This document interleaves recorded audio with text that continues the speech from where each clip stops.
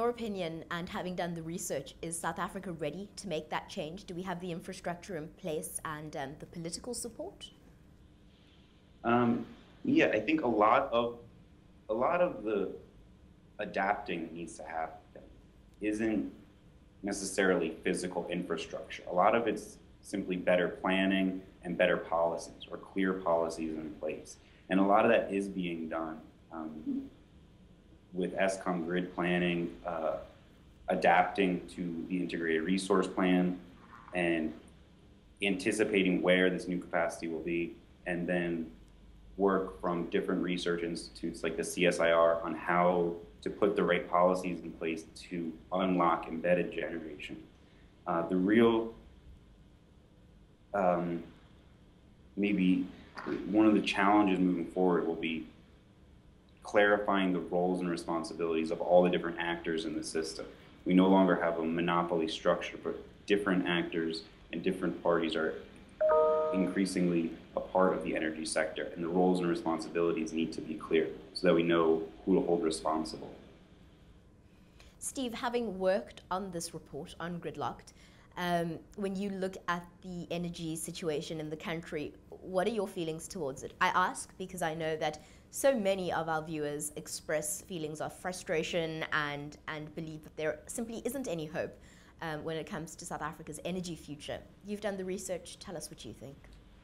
I think it's a lot more optimistic than people make it out. I mean, no one likes load shedding. I'm sick of eating Chinese food in the dark too, but there is potential here. People are installing their own capacity, which often requires subsidies. In South Africa, people are installing their own capacity because they are fed up with load shedding.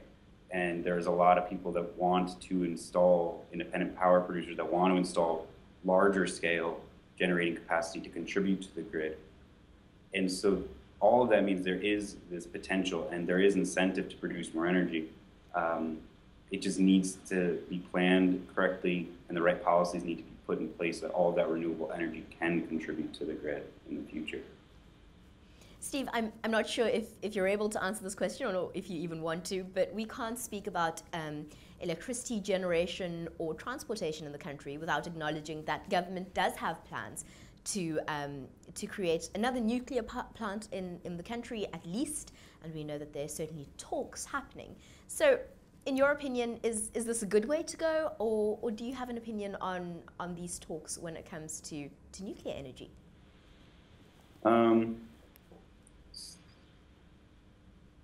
So the focus of this paper, as I said, is not, it's more on the grid, so it's on the transmission and distribution of electricity. I think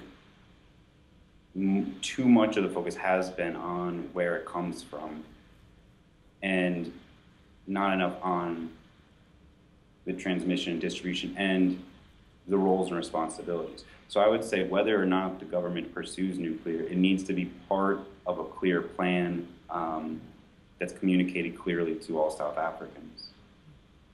Steve, to the viewer who's watching this video and wants to find out more about Gridlocked, how can they do that?